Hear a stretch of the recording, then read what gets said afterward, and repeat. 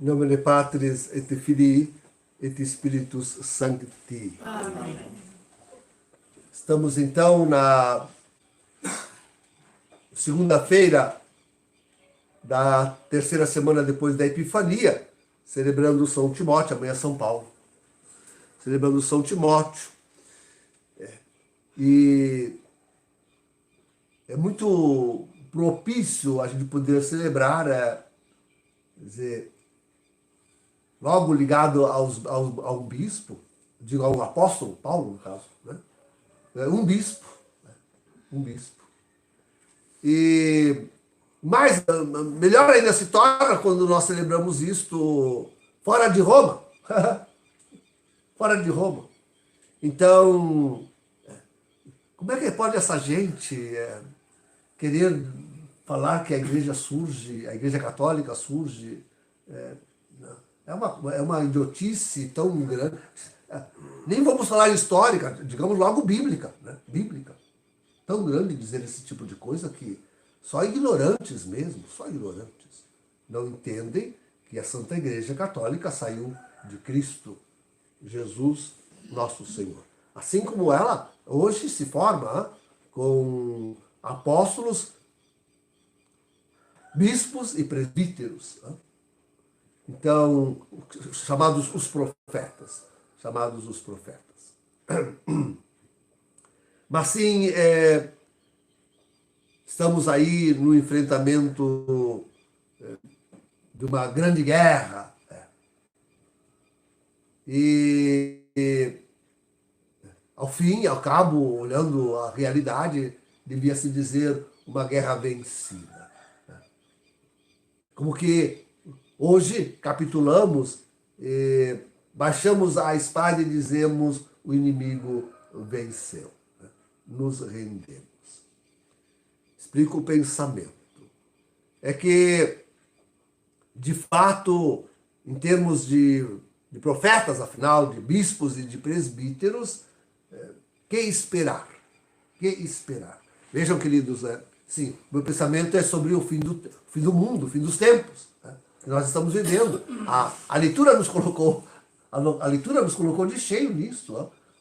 E aquela dirigida a Timóteo, ao bispo, né, nos colocou de cheio a considerar isso para o fim dos tempos. E a gloriosa trajetória que os profetas, isto é, os bispos e presbíteros, traçaram durante o milênio, e agora deve se dar por vencida. É uma coisa realmente tremenda. Sim, a gente fala em infiltração, né? Tem aquela DOT que denunciou mais de 1.500 agentes comunistas, invadindo o clero para arruiná-lo, e tantas outras barbaridades que aconteceu nos últimos séculos, e, enfim, nesse último século especialmente.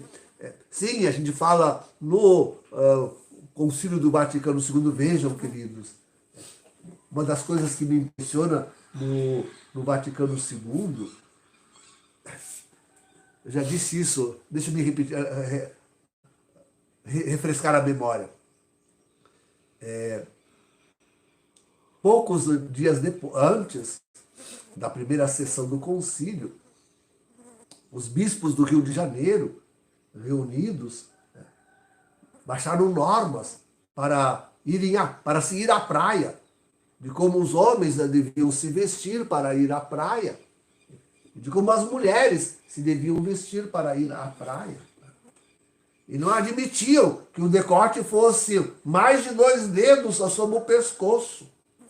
Não podia ser mais de 2 dedos, né, sobre o pescoço.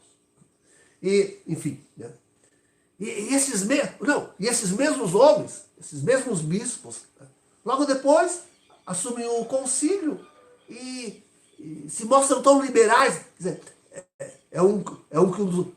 é a observação que um dos padres revolucionários que assistiam, que afinal faziam a cabeça do concílio, disse uma vez em Roma. Não sei se foi Hanskin, talvez ele comentou em Roma, dizendo que eles estavam admirados, as cabeças pensantes dos concílios, os seus peritos, os padres que estavam por trás, orientando e dirigindo, no final das contas, o pensamento dos bispos, disseram que eles mesmos estavam surpresos de como os bispos aceitavam tranquilamente todas as suas inovações malignas, que resultaram nesse concílio pastoral que está aí.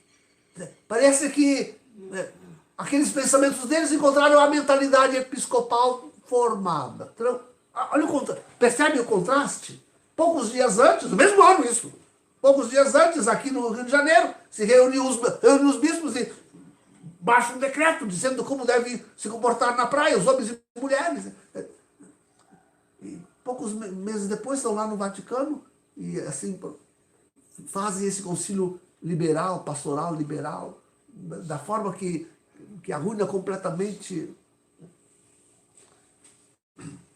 Agora, claro, com esse antipapa Bergoglio, que usurpa a cátedra de Pedro, a coisa virou de tal forma que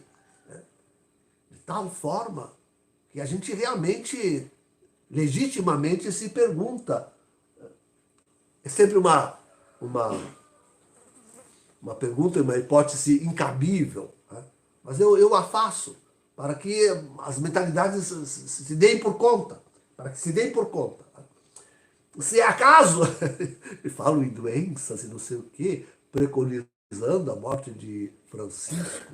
Então, se acaso tivesse que agora alguém suceder a Francisco, acham acaso que a igreja se recuperaria, que viria um Papa bom e depois que nós tivemos João Paulo II, depois que nós tivemos Bento XVI, afinal, modernistas, apesar de tudo. Todos esses papas pós-conciliares, que não enxergam, não viram, não enxergaram. Alguma coisa João Paulo II, alguma coisa Bento XVI, mas muito pouca coisa, muito pouca coisa. Então, nessa hipótese, vou chamar ela de uma hipótese contra as escrituras, uma hipótese sem fé, de um substituto para Francisco. Eu só não direi que a igreja iria piorar, porque ela já está morta. Ele já a destruiu. Só não posso dizer que ele ia piorar por causa disso, porque já está destruída. Só iriam ainda tornar ainda mais pó, o pó é a que foi reduzida. Esmiuçar ainda mais. Não há de, infelizmente devemos dizer, não há de esperar. Não há esperar. Alguém vai dizer, não, mas nós temos a Viganò. Mas Viganò abandonou a igreja quando ele se tornou sede vacantista. Alguém diria, não, mas nós temos a Schneider, mas a Schneider vai lá beijar a mão de Francisco e pedir a ele que... Mas isso é uma idiotice, desculpe o bispo Schneider, mas é uma idiotice ir pedir a Francisco, mas isso é idiotice, ir pedir a Francisco para que reconsidere tradições custódias, mas isso é uma coisa idiotice, não tem outra palavra para dizer, isso é idiotice. Uma pessoa que não tem chão com a realidade. Idiotice. Então, sim, devemos dizer, e assim não só os bispos, assim os padres também. Todos eles embarcados no mesmo discurso de Francisco. E um discurso que não é só de palavras, mas de atos, né?